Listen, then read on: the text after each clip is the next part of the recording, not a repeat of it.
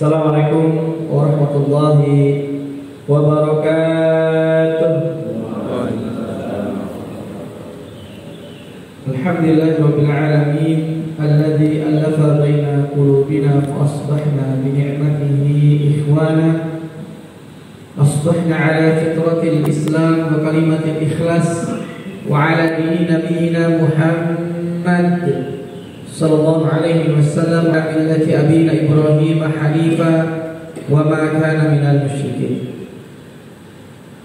Jemaah Masjid Darul Rajab dan dari Allah Subhanahu wa taala, puji syukur kepada Allah pada hari ini Allah kembali memperkenankan kita, mengizinkan kita untuk sama-sama melaksanakan salat subuh berjamaah di masjid yang insyaallah Allah muliakan ini.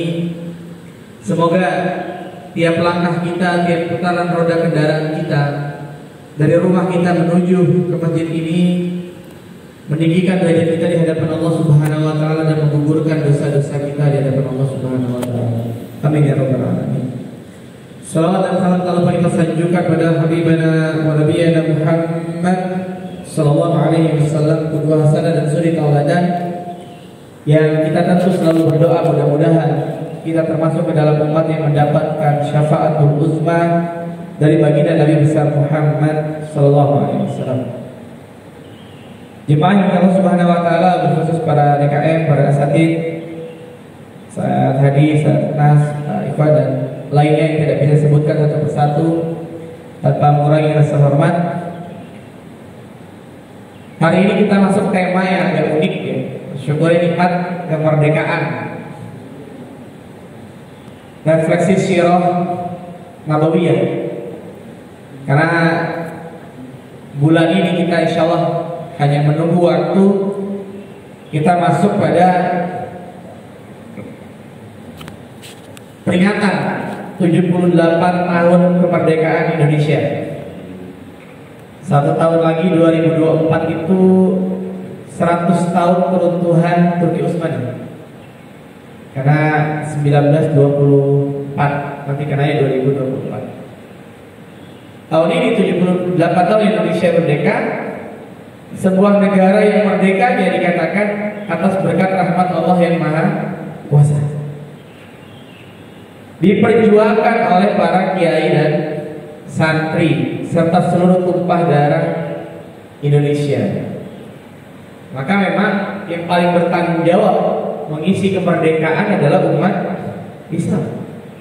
Karena kemerdekaan Indonesia tidak bisa dilepaskan dari sejarah Muslimin di Indonesia. Makanya di Assalam di Maryland kita belajar sejarah juga, tapi sejarah Indonesia. Jadi sejarah Indonesia, mereka bikin temanya sejarah Islam di Nusantara. Terakhir masuk pada pembahasan gerakan Islam pada masa Jepang. Jadi kita tarik dari abad ke-15 masa Portugis untuk meluruskan beberapa hal terkait dengan sejarah Indonesia yang agak bias gitu. Ya, karena banyak dalam sejarah Indonesia yang memang kalau kita telusuri ini banyak kepentingan asingnya, sehingga perlu dibongkar dan dicari data yang lebih valid. Nah, itu biasanya di pekan pertama. Jadi pekan kemarin di Assalam kita sudah masuk pada masa Jepang. Nah, hari ini kita akan coba membahas apa sih makna kemerdekaan dalam perspektif Islam dan bagaimana sesungguhnya Nabi Shallallahu Alaihi Wasallam menjalankan pola yang sebetulnya agak-agak mirip. Cuman bedanya kita penjajahan melawan bangsa asing, kalau Nabi Shallallahu Alaihi Wasallam pada saat di Mekah melawan saudara sendiri sebetulnya. Nabi memunculkan pemahaman yang dianggap baru dan dianggap pertentangan karena mereka meyakini iza tutla alaihi ayatuna qala asatirul awwal. Mereka meyakini bahwa agama yang benar adalah agama nenek moyangnya mereka. Nah, jemaah yang Allah Subhanahu wa taala, kalau bicara kemerdekaan, ternyata Islam punya definisi sendiri. Kemerdekaan dalam Islam itu istilahnya al-hurriyah. Al-hurriyah. Kalau berkenaan dengan tanah air biasa disebut tahrirul watan, konsep memerdekakan tanah air. Ya. Konsep memerdekakan tanah air, tahrirul watan. Ternyata ada ulama yang menulis ini, Pak, tentang bagaimana konsep kemerdekaan di dalam Islam. Salah satu yang paling masyhur adalah ulama Ibnu Ashur. Beliau menulis kitab Al-Maqasid Asy-Syari'ah Al-Islamiyah, tujuan-tujuan syariat Islam. Al-Maqasid Asy-Syari'ah. Kata beliau, al-hurriyah atau kemerdekaan ini memiliki dua makna. Yang pertama, kata Ibnu Ashur, adalah kemerdekaan itu maknanya lawan dari kata perbudakan.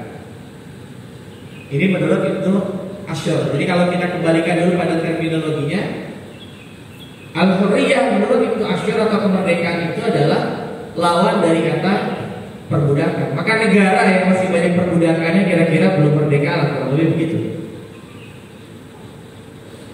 Negara yang masih terlalu banyak orang asingnya mendominasi dan pribuminya misalnya, negara pertambahan kerja kira-kira udah merdeka atau belum? Itu bisa kita refleksikan. Nah, jemaah Allah Subhanahu wa taala, ini yang pertama kata Ibnu Ashur.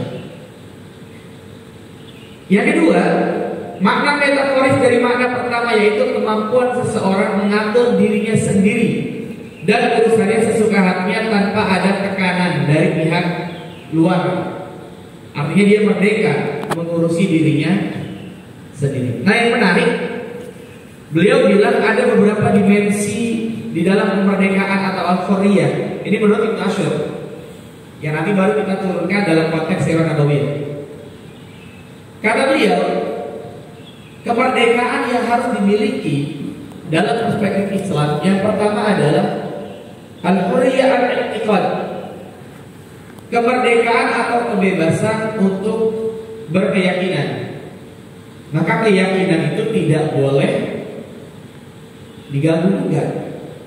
Menjalankan ibadah, bahwa kemudian ada yang pro LGBT dan kita kemudian memiliki standing point tidak mau pro pada LGBT, ya boleh saja.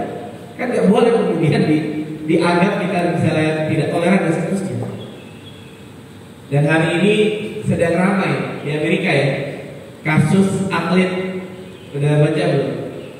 Kalau bapak ikuti berita itu ada atlet transgender di Amerika, laki-laki yang transpuan, transgender ke perempuan.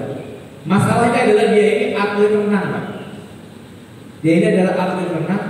Qadarullah itu orang jadi juara satu, Pak. Jadi juara satu. Atlet-atlet renang yang perempuan asli menggugat ke Federasi Renang,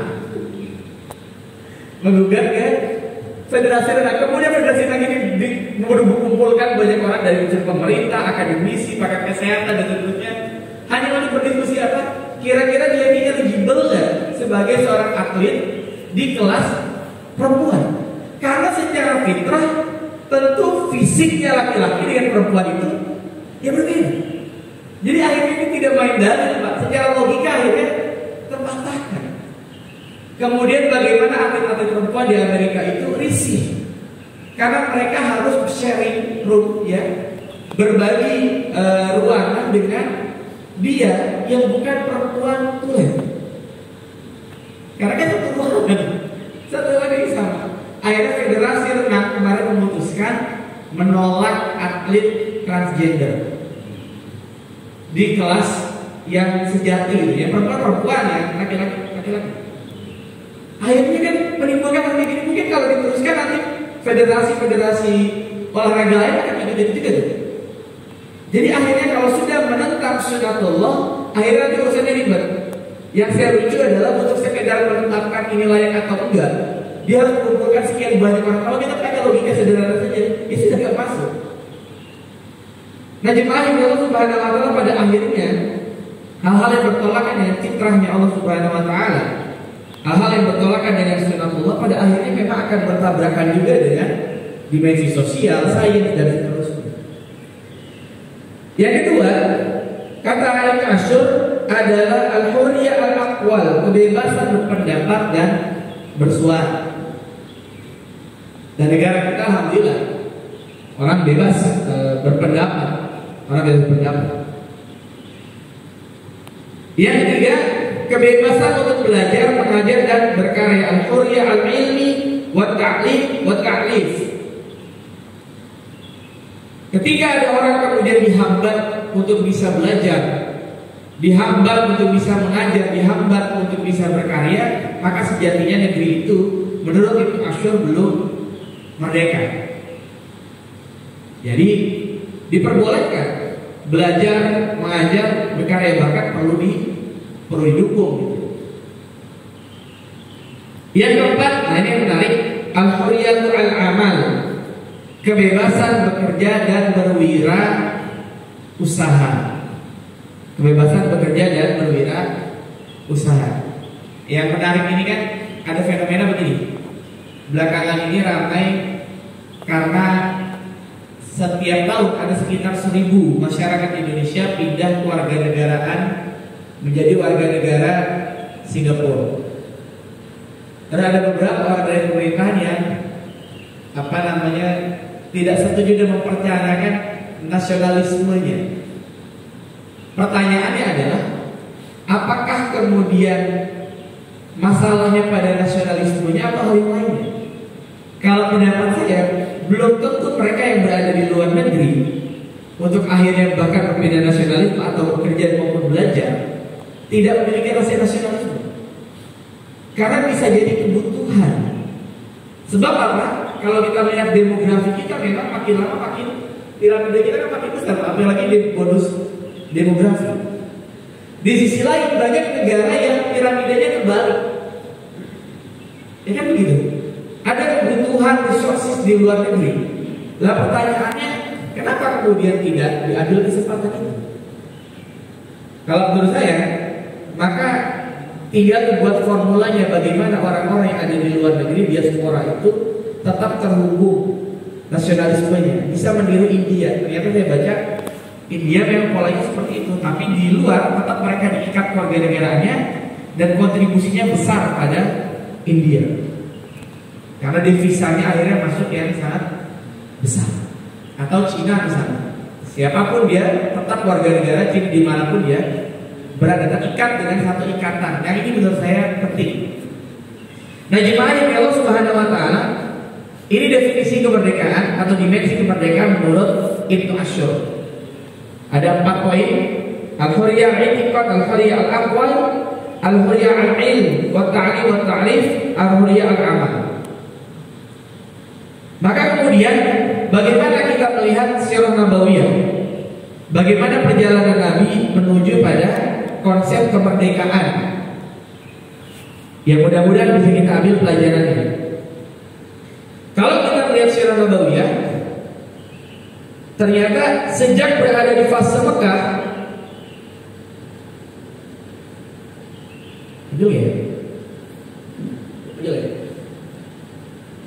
Nabi itu tidak langsung memutuskan untuk berperang.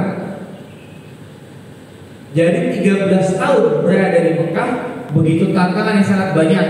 Pertama, pembunuhan para sahabat. Kita tahu ada pembunuhan Sumayyah menjadi mujahidah yang pertama.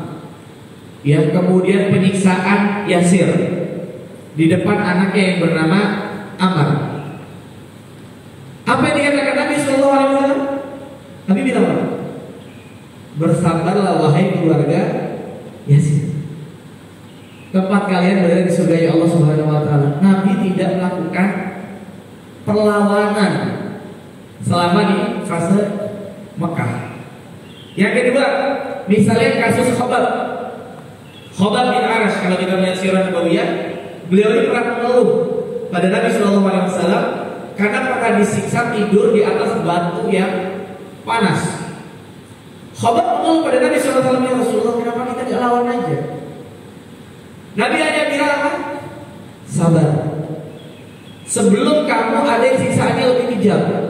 Nabi kemudian menyindir di antaranya kisah Ashabul Ukhdud yang kita pernah bahas beberapa waktu lalu. Ya Allah cantumkan dalam surat apa demikian? Hah? Al-Buj. Kisah satu Ukhdud, orang-orang beriman yang dilempar ke dalam air yang ada apinya di sini. Jadi Nabi kemudian tidak memutuskan melakukan perlawanan. Karena apa? Syariat jihad itu baru muncul pada tahun kedua Hijriah, dan ini bagian dari siasatnya Nabi Shallallahu Alaihi Wasallam. Karena masanya waktu itu belum banyak. Maka memang kadang-kadang sejarah itu baru akan menjadi sebuah sejarah kalau kita melihat pada waktu yang berbeda. Saya ambil contoh ya. Bapak bisa bayangkan bagaimana orang-orang yang hidup sezaman dengan Salahuddin Al-Ayyubi. Coba jemaah bayangkan kalau kita hidup sezaman dengan Salahuddin Al-Ayyubi. Salahuddin Al-Ayyubi seorang Sunni. Seorang Sunni. Dia kerja pakai kerajaan apa? Kan itu. Salahuddin Al-Ayyubi itu awalnya dipanggil dulu karena diminta membantu Mesir, kan beliau dari Syria. Diminta membantu Mesir, pada saat itu dikuasai oleh dinasti Fatimiyah. Dinasti Fatimiyah itu apa? Syiah. Dinasti Fatimiyah itu Syiah. Saya kadang-kadang ketika baca buku sejarah itu ya, saya merenung ini, Pak. Kira-kira apa ya kalimat yang terlontar pada orang-orang yang hidup sezaman dengan Salahuddin Al-Ayyubi, yang dia belum tahu ujung kehidupan yang Salahuddin ya. Kalau kita kan enaknya kita sudah tahu ujungnya. Yang sezaman, ini orang gimana sih kerja sama Syiah? Bisa bayangkan gitu. Padahal di balik itu Salahuddin bersiasat. Karena Salahuddin walaupun bekerja di kerajaan Fatimiyah di Syiah, hampir setiap waktu Salahuddin Al-Ayyubi itu mengumpulkan para ulama Sunni di Mesir, dikumpulkan lintas mazhab, diberikan dari gajinya Salahuddin Al-Ayyubi kepada mereka. Apa kalimat Salahuddin Al-Ayyubi? Salahuddin bilang, silahkan kalian bikin madrasah masing-masing, ajarkan mazhab kalian masing-masing. Tapi ingat, jangan saling serang, jangan saling menjatuhkan. Bertoleransilah pada perbedaan-perbedaan yang sifatnya memang masih perbedaan di kalangan ulama. Ini yang terjadi hari ini di Eropa. Bukan gak ada perbedaan, ada, tapi mereka bisa meredam perbedaan. Kalau kita kan gak terlalu senang di YouTube, kita terlalu senang live streaming, akhirnya hal-hal yang memicu konflik di streamingkan masuk ke dalam YouTube. Ada yang kemudian datang orang potong-potong, kan gitu. Ada yang berantem dan seterusnya. Jadi Salahuddin di balik layarnya itu luar biasa. Dan ujung kehidupannya kita lihat, Salahuddin kemudian tercatat dengan tinta emas sejarah menjadi pembebas Masjidil Aqsa. Tapi coba kita lihat kalau hidup pada masa waktu itu. Ini kan yang kurang lebih dirasakan oleh para sahabat dulu. Oh, Nabi ini mungkin ya, kok nggak melakukan pembelaan, kok nggak sih? Padahal itu bagian dari siasatnya Nabi Shallallahu Alaihi Wasallam. Selain karena memang syariat jihad itu belum turun. Syariat jihad baru turun nanti tahun kedua Hijriah, sudah berada di Madinah. Lalu apa yang dilakukan Nabi sebelum akhirnya terjadi Fathu Mekah? Nah, kalau kita melihat paling tidak ada 4 poin yang dilakukan Nabi Shallallahu Alaihi Wasallam yang akan kita bahas pada pagi hari ini, insya Allah.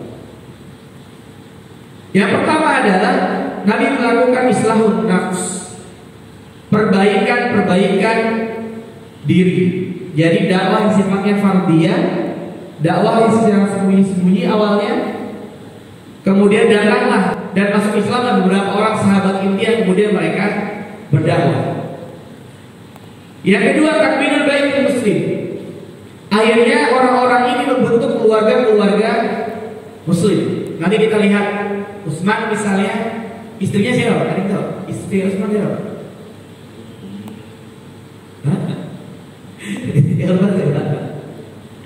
Utsman menikah dengan 2 putri Nabi, Ruqayyah dan Ummu Kulsum.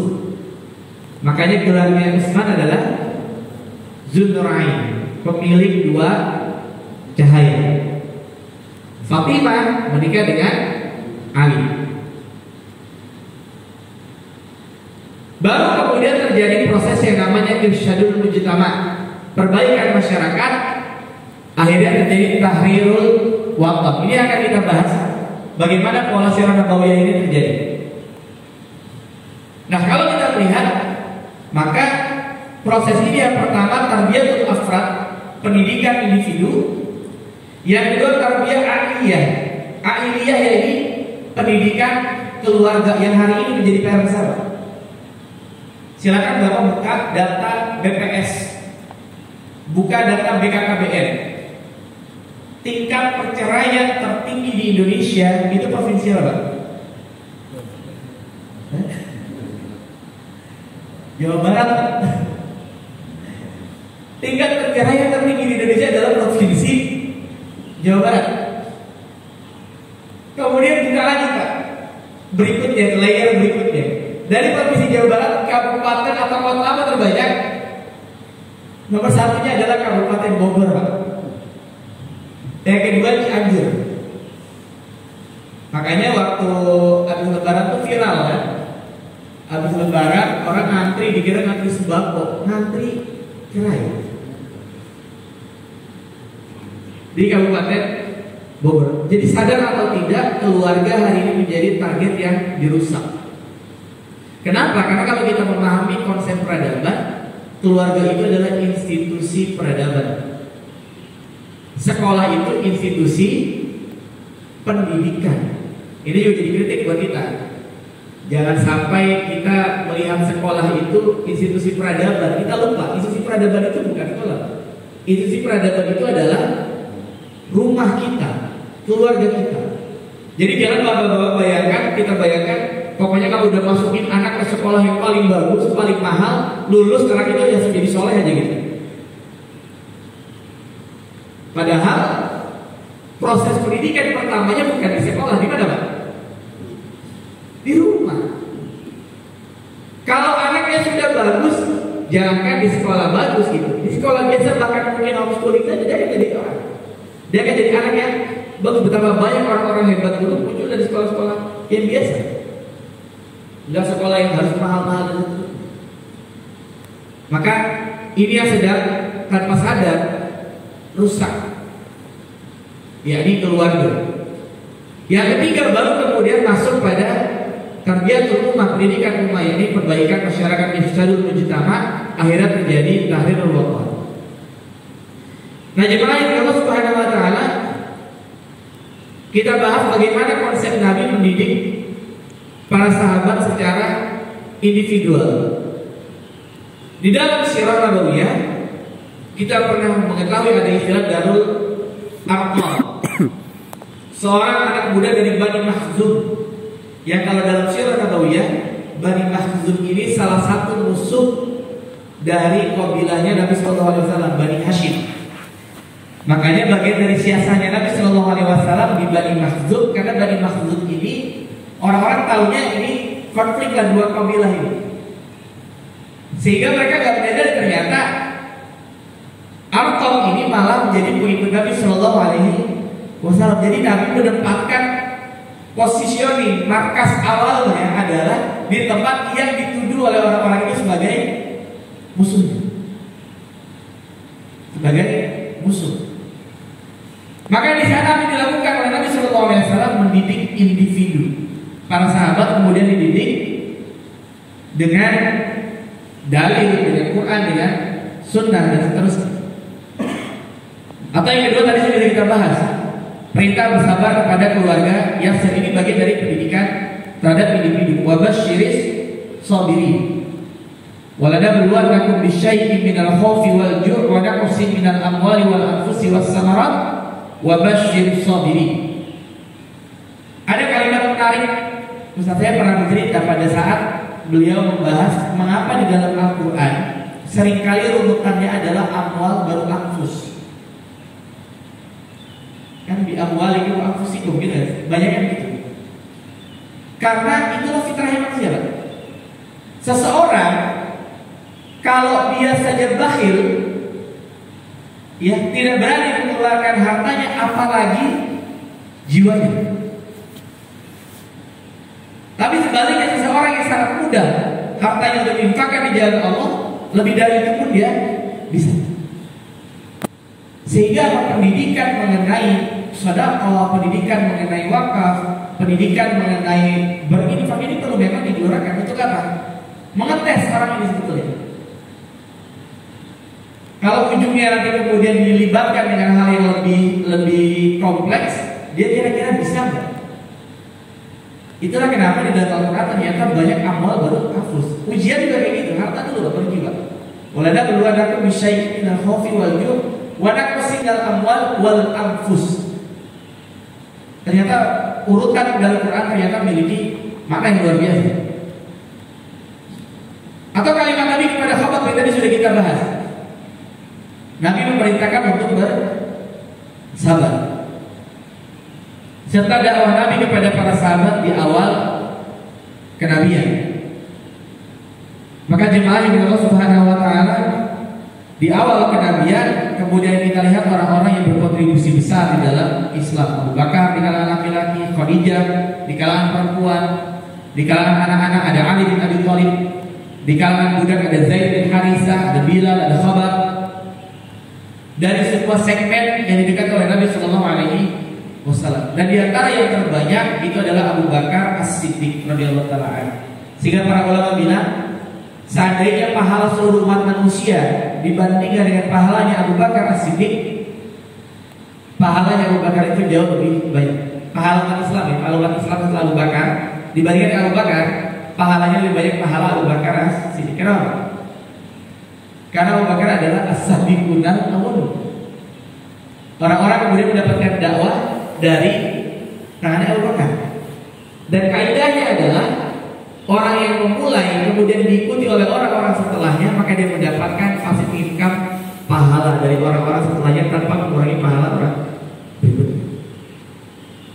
Insya Allah. Jadi orang-orang yang memulai memang berat, tapi pahala besar itu menanti bagi orang-orang yang memulai kebaikan. Ketika kebaikan itu ditiru, maka aneh kalau ada kelompok yang kemudian membenci Abu Bakar As-Siddiq. Ada nggak benci Abu Bakar?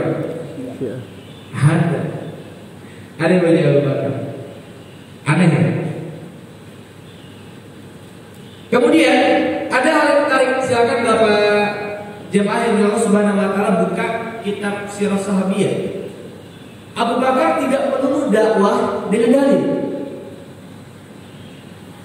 Ya, saya ulangi, Abu Bakar tidak perlu dakwah dengan pendekatan langsung teks dalil itu coba. Orang banyak datang pada Abu Bakar bukan banyak bertanya urusan agama juga. Ternyata Abu Bakar itu punya di beranda rumahnya itu tempat nongkrong gitu di rumahnya. Dan orang sering datang ke Abu Bakar apa itu? Konsultasi masalah ekonomi. Jadi datang pada Abu Bakar awalnya apa? Ngobrol masalah ekonomi, karena Abu Bakar adalah pedagang sukses. Baru kemudian sambil ngobrol Abu Bakar menyisipkan dakwah. Akhirnya Thalha bin Ubaidillah, Abdurrahman bin Auf, Utsman bin Affan dan orang-orang kaya pada waktu itu masuk Islam. Sehingga kalau kita melihat tadi kita pernah bahas itu, dakwah itu dimensinya sangat luas. Bapak-bapak yang punya kompetensi di bidang teknik, ya, Pak Ikhwan, di bidang ekonomi, di bidang apapun itu bisa mulai dari situ. Bahkan kita pernah bahas bahwa itu salah. Dia tidak berdakwah dengan kalimatnya. Dia tidak berdakwah dengan posisinya sebagai seorang guru, ustaz misalnya. Dia berdakwah melalui apa? Kebaikannya sebagai seorang muslim yang taat. Akhirnya penelitian dari Stanford University menyatakan kehadiran salah menurunkan Islamophobia di Inggris lebih dari 70%. Artinya ternyata dakwah bahkan bisa dilakukan dari lapangan bola. Waktu kemarin acara di Qatar, berapa orang masuk Islam? Artinya semua orang memiliki potensi untuk kemudian berdakwah. Walaupun cukup dengan apa? Misalnya dengan pribadi menjadi pribadi yang baik. Kalau ada kasus di Jerman itu ada orang masuk Islam hanya karena dia sering mendengar temannya bicara Alhamdulillah. Nah, ini pelajaran ganti-ganti Alhamdulillah dengan apa? Alhamdulillah gantinya apa dengan puji Tuhan misalnya gitu. Alhamdulillah tidak aja Pak. Bisa jadi itu jadi nilai syiar. Atau kalau kita lihat sejarah, ada ada semacam Islam itu di Taif kan kasusnya. Hanya karena pendengar Nabi bilang Bismillah. Kalau di Jerman ini faktual, Pak. Jadi ceritanya orang Jerman ini punya teman seorang Muslim. Temannya ini sakit, dijenguk sama dia. Ditanya gimana kabar kebara? Alhamdulillah, I'm good. Dia bilang alhamdulillah apa sih? Alhamdulillah segala puji bagi Tuhan. Kamu sakit, kamu masih puji Tuhan. Karena gak ada dalam konsepnya kan gak ada. Konsep alhamdulillah itu gak ada. Karena dia bilang, karena dalam agama saya sakit itu menggugurkan dosa. Terus kok keren ya, orang Islam punya kata alhamdulillah yang dia gak punya. Akhirnya kalau ditanya gimana kabarnya, alhamdulillah. Tapi padahal dia bukan muslim, Pak. Lama-lama tersentuh hatinya dengan itu, fitrahnya masuk. Dia penasaran, apa sih yang dengan alhamdulillah ini? Apa yang maksud dengan alhamdulillah? Kemudian dia belajar Al-Quran, dia buka Al-Quran, dia belajar surat Al-Fatihah, akhirnya Allah turunkan hidayah kepadanya, masuk Islam. Gara-gara apa? Mendengar temannya bilang alhamdulillah. Hanya satu kata, Pak.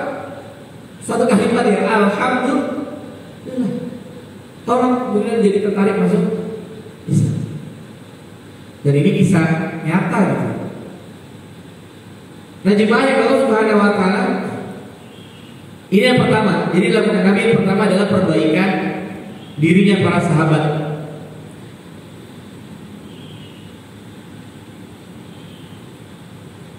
Nah, orang-orang Islam bisa dilihat dari mana? Fitak fihi wa aqidatih. Seorang muslim itu bisa dilihat yang pertama dari pikirannya, dari pemikiran-pemikirannya, dan juga dari akidahnya. Sudahkah kemudian dia berpikir dengan cara yang Islami, sudut pandangnya dan sudut pandang Quran? Wa bi khuluqihi wa atifatihi. Yang kedua adalah dari khuluqnya dan juga atikah, dari kemuliaannya, akhlaknya.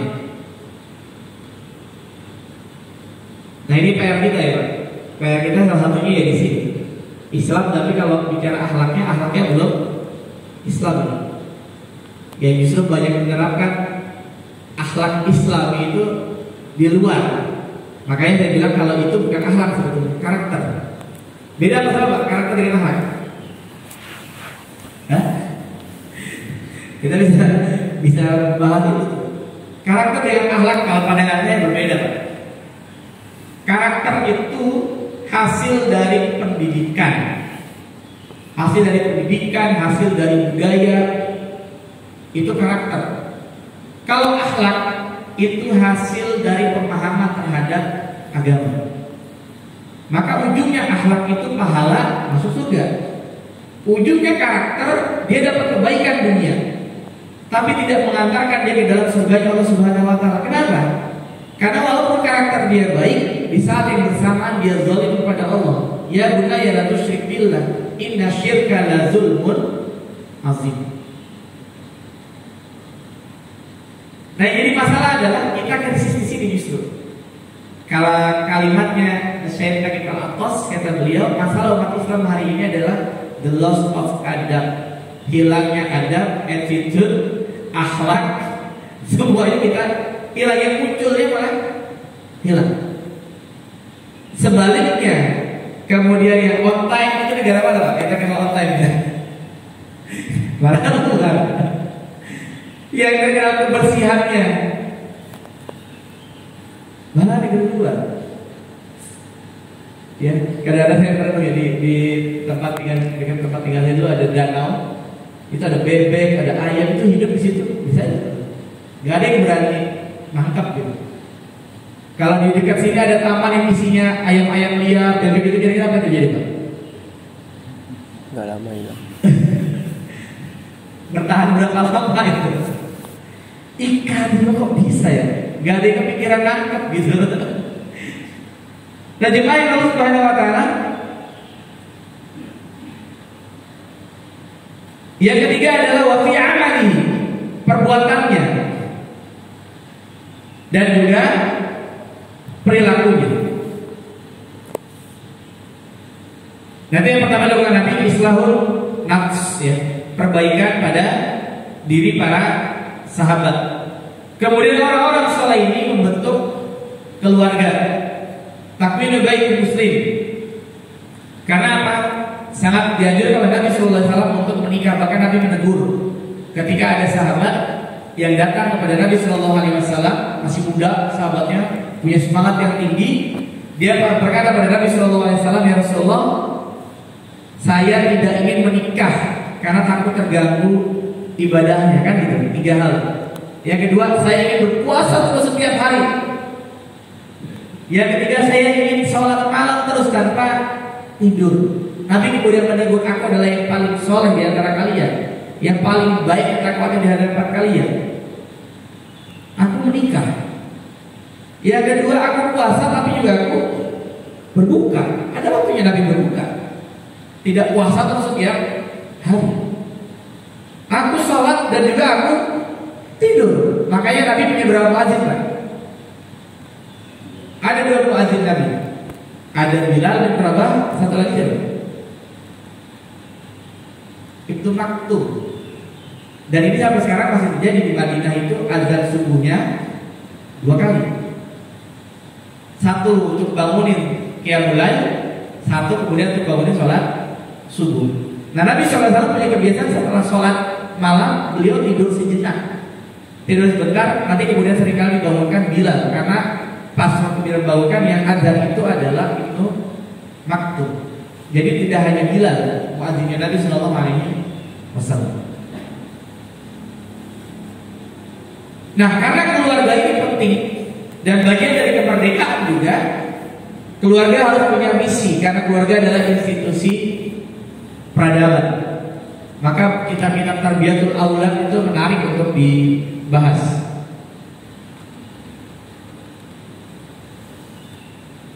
Yang ketiga baru masuk pada irsyadul mujtama, pembimbingan masyarakat. Jadi sudah pribadinya baik, kemudian yang kedua keluarga ini terdiri pribadi-pribadi yang baik. Maka yang dilakukan adalah binashri da'watil khairi fihi. Nabi Shallallahu Alaihi Wasallam melakukan penyebaran dakwah. Karena akhirnya para sahabat yang masuk Islam itu juga berdakwah. Nanti Bilal berdakwah, masuk Islamlah kemudian kawannya Bilal yang membunuh Hamzah. Siapa? Tidak masih ingat? Namanya apa? Namanya Wahsy. Ya, yang pernah diiming-imingi diperdekakan oleh Hindun untuk bisa membunuh Hamzah. Jadi mereka aktif. Kemudian wa muharabatur radzail wal munkarat, memerangi perilaku yang kotor dan juga perilaku yang mungkar. Wa tasji'ul fadail, mendukung perilaku-perilaku yang memiliki fadilah, memiliki keutamaan. Amal ma'ruf nahi munkar dan seterusnya. Nah, jemaah Allah Subhanahu wa taala. Jadi tahapan yang ketiga adalah irsyadul mujtama, islahun nafs, takmilul baitul muslimin, irsyadul mujtama, baru masyarakat. Nah, setelah itu baru masuk yang namanya tahrirul waqar, pembebasan negeri. Jadi kalau kita lihat sirah nabawiyah, walaupun Nabi tidak mengangkat senjata langsung di fase Mekah, tapi Nabi melakukan 3 hal tadi: islahun nafs, kemudian takminul baitul muslimin, keluarga-keluarga muslim itu dibangun dengan begitu baik, baru pengaruhnya besar di tengah masyarakat. Jadi jemaah Allah Subhanahu wa taala, mungkin ini bisa kita lakukan untuk mengisi kemerdekaan hari ini, mengembalikan kembali, ya, merefresh kembali. Pertama, perbaikan individu kita, tiap diri kita, kemudian perbaikan keluarga kita masing-masing. Karena para ulama ketika menafsirkan surat Al-Furqan misalnya, Rabbana hab lana min azwajina wa dzurriyyatina qurrata a'yun waj'alna lil muttaqina imama. Kata para ulama, tidak mungkin memiliki zuriyah yang qurrata a'yun kalau azwajinanya belum beres. Gimana Pak maksudnya? Tidak akan memiliki keturunan, ya. zuriyah yang qurrata a'yun kalau azwajinanya belum beres.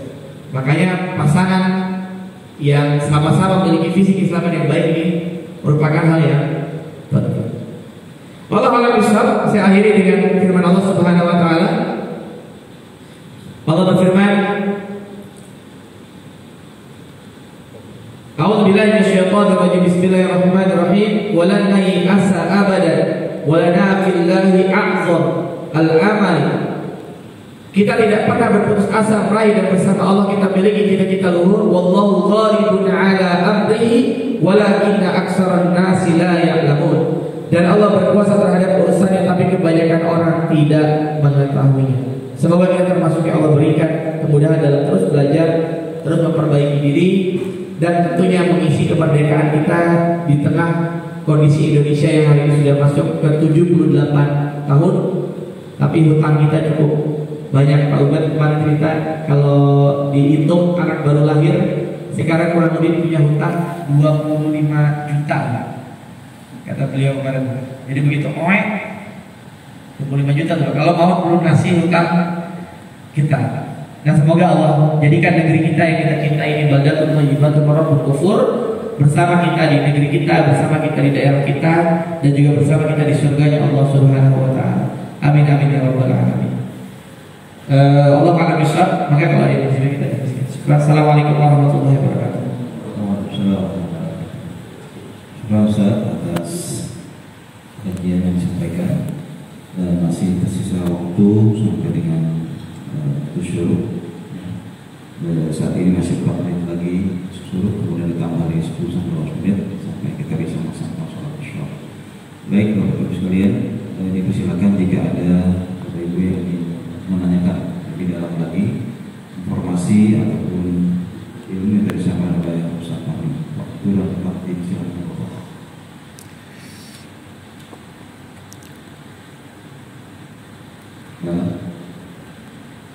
Baik Pak Agus. Assalamualaikum Ustaz. Saya sih masih penasaran ini. Dikatakan bahwa jumlah nabi itu ada sekitar 120.000 atau 125.000. Rasulnya ada 313. Nah, Indonesia itu bagian berapa? Indonesia bagian berapa nabi? Gitu. Atau minimal kalau nggak Indonesia, Asia Tenggara atau Nusantara bagian berapa nabi? Terima kasih Ustaz. Baik. Pertama, kalau bicara sejarah kita bicara data ya, bicara dokumen, bicara tradisi lisan ataupun ya hal yang merebak di tengah masyarakat. Sejauh yang saya tahu di Indonesia tidak ada nabi ya. Tidak ada nabi, kecuali yang sempat ada yang berpendapat Nabi Sulaiman dari Wonosobo. Itu namanya Fahmi Basyar. Namanya Fahmi juga ya. Beliau yang bilang ada nabi Sulaiman, karena Nabi Sulaiman yang bangun Borobudur. Tapi data historis menunjukkan hal yang bertolak belakang. Karena kita ketahui bahwa Borobudur itu dibuat pada masa dinasti Selendra. Adapun Sabah ya bukan Wonosobo gitu ya. Karena Sabah itu ya wilayah di sekitar Yaman. Dan di antara tanda yang paling khususnya adalah keberadaan Gunung Hudhud. Gunung Hudhud itu nggak ada di sini. Kalau di Yaman ada Gunung Hudhud. Jadi di antara bukti otentik hal yang masih bisa divalidasi. Karena kan ada kisah Gunung Hudhud ya. Di sini nggak ada. Di Yaman ada Gunung Hudhud. Jadi Allah alam sejauh yang kita ketahui bahwa tidak ada. Bahkan sahabat kan ada kemungkinan kata para sejarawan sahabat pernah datang ke sini. Saya nyari-nyari ya, karena kemarin ada tugas kuliah saya di S3 teori Islam klasik. Saya nyari ke arsip-arsip yang paling tua. Siapa sih sebetulnya kalau sahabat ada? Ternyata tidak ada dokumen yang memuatkan. Baru kirologi saja. Baru kemungkinan ada para sahabat datang ke sini. Karena mungkin tradisi pencatatan kita yang lemah. Nah, ini kelemahan kita. Kita lemah dalam mencatat. Karena mungkin hafalannya kita kuat semua. Ya ini kita jarang aja kan. Karena hafalannya kuat. dapat semua. Beda dengan Cina. Kalau Cina itu jelas, Sa'ad bin Abi Waqqas masuk ke Cina itu catatannya ada.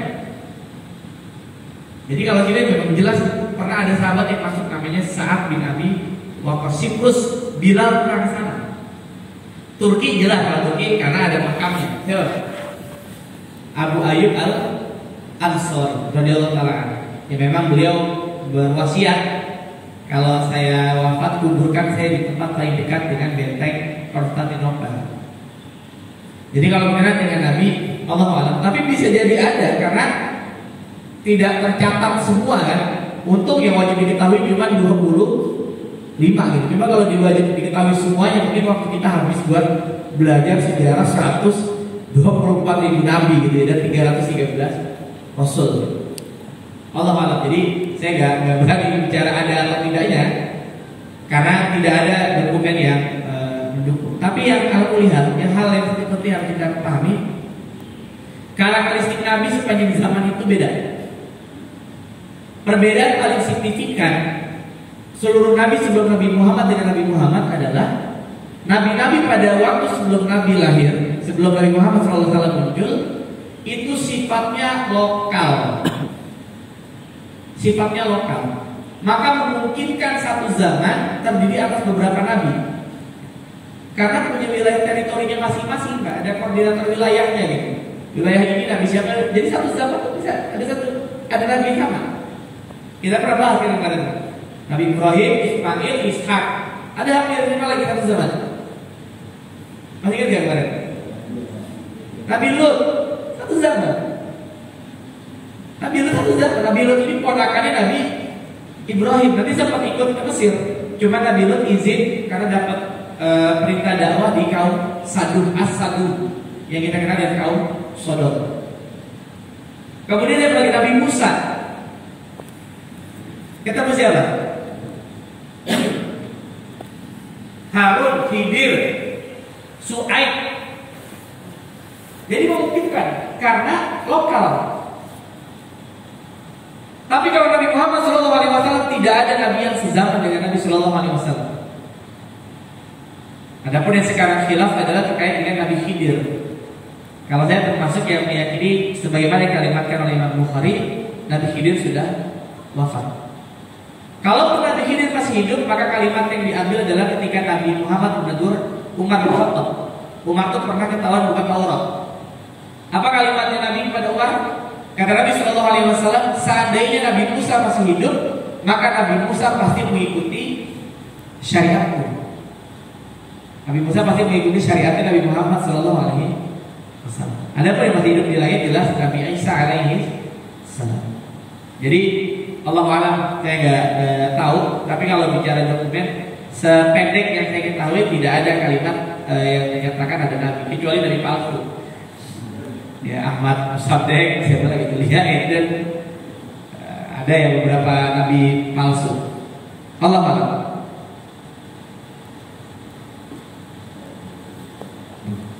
Ada lagi?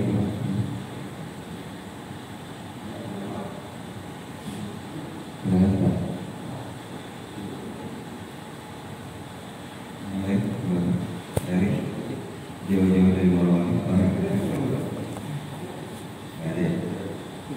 Baik, kalau sudah tidak ada lagi, terima kasih Bapak sekalian atas kebersamaannya dan juga kepada Ustaz Fahmi atas ilmu yang disampaikan.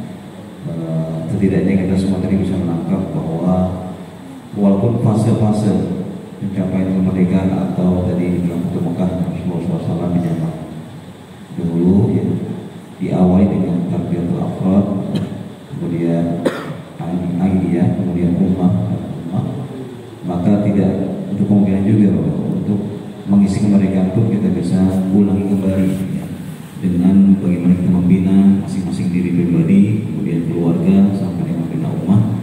Dan semua mudah-mudahan di antara kita yang hadir di sini juga memiliki kepentingan bahwa mempertahankan kemerdekaan itu dengan cara-cara tadi membina pribadi, ya, kemudian keluarga, dan juga membina ummah atau jemaah kita di sekeliling kita. Dan semoga Allah Subhanahu Wa Taala memberikan istiqomah kepada kita semua untuk bisa menjaga amanah-amanah pribadi, amanah keluarga, juga amanah umat, ya, untuk benar-benar bisa mempertanggungjawabkan kemerdekaan ini di hadapan Allah nanti.